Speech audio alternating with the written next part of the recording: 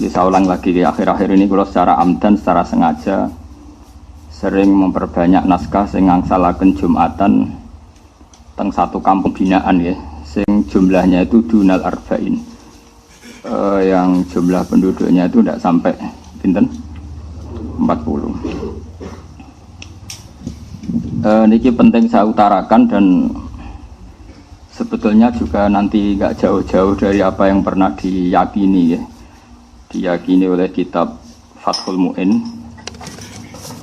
Beliau mengutip pendapat Imam Bulkini bahwa kalau ada satu kampung yang jumlah penduduknya tidak sampai berapa 40, kampung itu ya boleh Jumatan meskipun nggak sampai berapa 40. Terus ngeten ya, kalau sukani mukaddimah ya. Saya sering diberi pertanyaan begini, saya punya teman, dia di pedalaman Kalimantan, dulu sekolah itu ora tau munggah, gak tau munggah ya pemenang ranking munggah ya pemenang. Tapi bagus barokahnya begitu, dia itu ikut kerja di pedalaman Kalimantan. Kalau dulu disebut illegal logging, jadi dia ya pokoknya manfaatkan kayu hutan. Mungkin oleh negara disebut maling, tapi kalau oleh santri ya manfaat rahmati pangeran. Dulu. Singkat cerita itu, dia karena santri, dia ada Jumatan itu tidak enak. Mau Jumatan nggak sampai 40, juga tidak mustautin. Singkat cerita, dia tanya saya, zaman itu masih pakai surat. Dia sebetulnya masih setengah-setengah ingat kalau di Mu'in, di Bakrib itu harusnya sholat duhur. Kalau nggak sampai 40 kan sholat nopo duhuran, mereka sholat duhur. Tapi masyarakat yang di situ, yang gelem sholat, yang mau sholat itu menolak. Alasannya, Pak Kiai, Jumat kok duhur. Kalau Jumat ya Jumatan, Jumat kok duhur. Mereka tidak mau. Terus saya bilang, ya sudah Jumatan saja kata saya gitu. Jumatan saja kata saya gitu. Ya terus Jumatan sampai sekarang. Nah tentu saya sebagai orang mutaakhirin, orang akhir, mencari pembenaran itu di kitab Fathul Mu'in, terus kalau sekarang di kitab Tadhkirun Nas, yang sekarang populer itu kitab Tadhkirun Nas, disarang dipakai di internasional dipakai, fatwanya Habib Al-Habsyi. Itu memang ya menyuruh duhur, bukan menyuruh Jumatan, bukan duhur. Nah ini nanti saya bacakan ya, ini kalau di Mu'in halaman 40. Nah ini tasfirul masail atau tasfirul masalah saya utarakan dengan takbir yang mudah kita dapat, yaitu di Fathul Mu'in. Kemudian nanti saya takwiyah dengan beberapa takbir di I'anah dan di kitab-kitab sekarang yang dikarang oleh orang-orang yang minna, yaitu Ahli Sunnah wal Jamaah, dan di ACC oleh ulama-ulama kita yang masih hidup. Ini kalau wajah, kalau yang di Mu'in itu ikut qauluhu bi arba'ina, halaman 40 yang qauluhu bi arba'ina. Mun panggil halaman 40 sing qauluhu bi arba'ina. Wa thaniha wuquha bi arba'ina mimman tan'aqidu bihim al-jum'ah. Mun kepanggil nggih.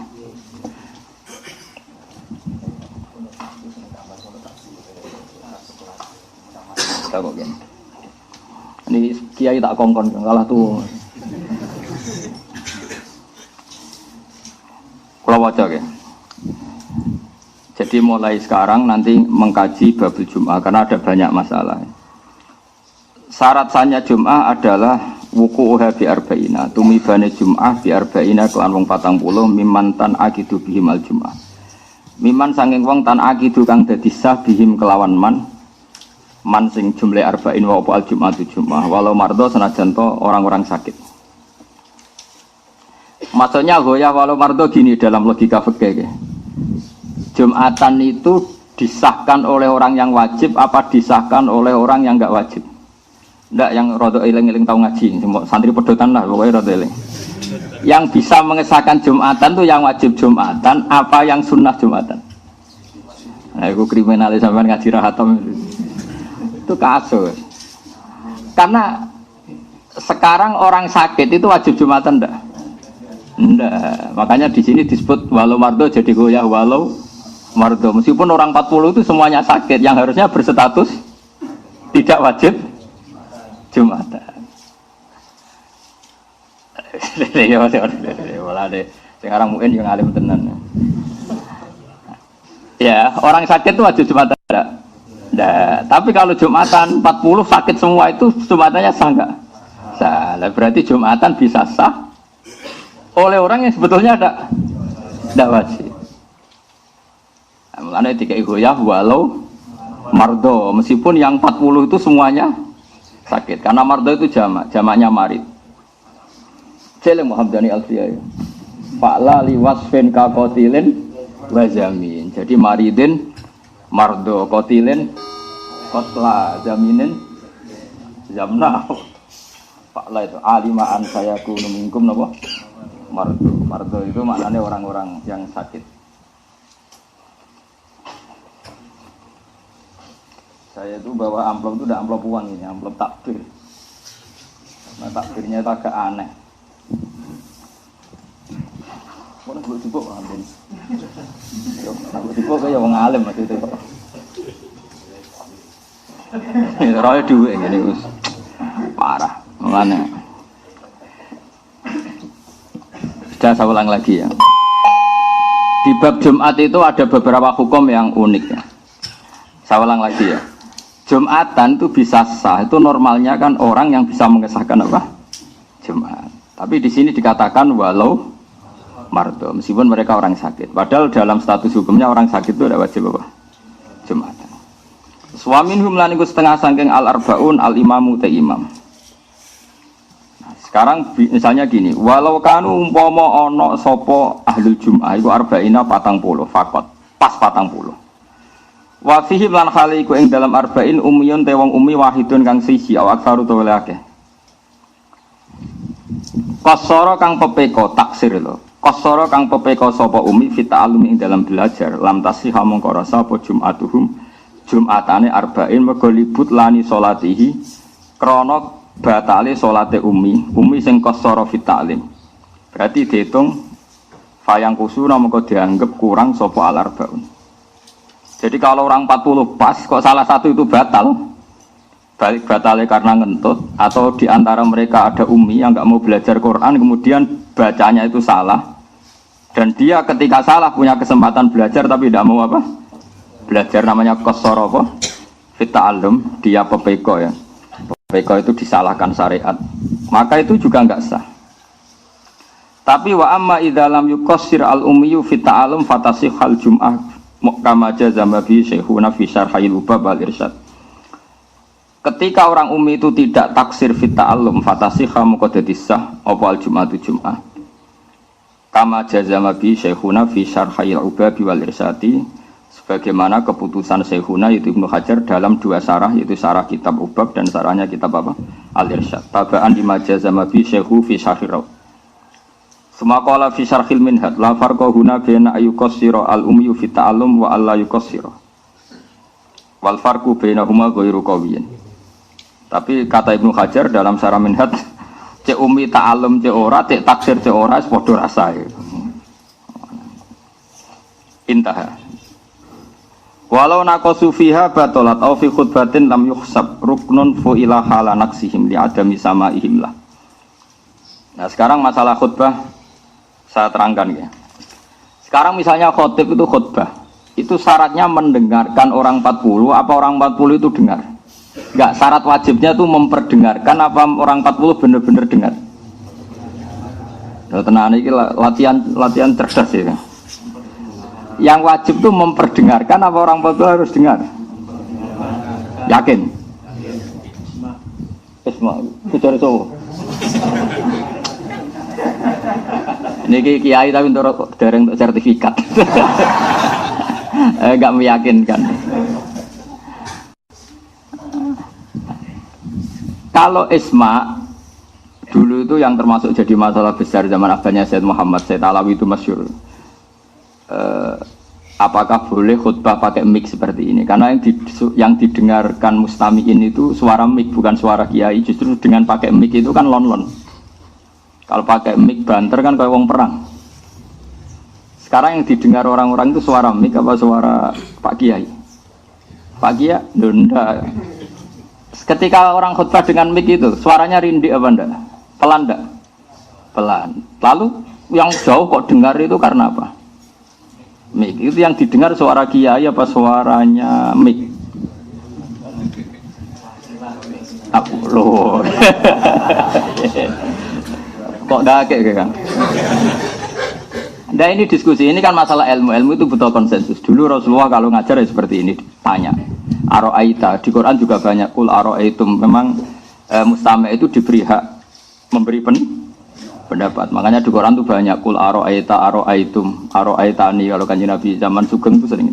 Sekarang enggak, dianya rapati alim, perhatinya ali. Takok ngono ya. Wedi nak ditentang apa? Muripe, kok ilmu nentek. Dulu itu biasa Nabi. Iya Nabi kalau diskusi itu seperti itu. Ya kadang dibantah karena misalnya masyhur al-qatil wal maqtul finnar, yang membunuh maupun yang dibunuh sama-sama di neraka. Sahabat ya usul. Cara sakniki mensomasi. Hadza al-qatil ya Rasulullah, fama balul maqtul. Oke lah kalau yang membunuh di neraka, masa yang dibunuh juga di neraka. Mereka yang mensomasi padahal Rasulullah yang ngendikan. Tapi Nabi kan enggak mungkin kehabisan ilmu, ya tenang saja. Sampai disomasi ya taqabbal wa minna minkum. Terus Nabi ngendikan innahu kana harison ala qatli sahibi. Sebetulnya ketika sesama muslim duel tarung, semuanya mentalnya qatil. Dua orang muslim duel tarung sama-sama bawa pedang, itu semuanya mentalnya qatil. Yang maktul nasibnya sial saja, dia terbunuh. Tapi sebenarnya yang maktul ini kan karena nasib, mentalnya qatil enggak?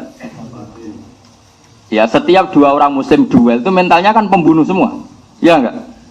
Nah, ya mentalnya kan pembunuh semua. Cuma yang satu sial makanya Nabi ngintikan al-qatil wal maqtul finnar, yang bunuh maupun yang dibunuh di neraka. Lah sahabat itu kan langsung mensomasi pikirannya sahabat, maqtul itu mazlum, maqtul itu korban, kenapa harus di neraka? Paham? Makanya tanya, kenapa? Oke ya Rasulullah kalau qatilnya di neraka, lalu dosanya maktul yang sebagai korban apa? Terus Nabi jawab innahu kana harison ala qatli sahibi. Karena yang maktul ini, yang terbunuh pun mentalnya pembunuh. Paham ya?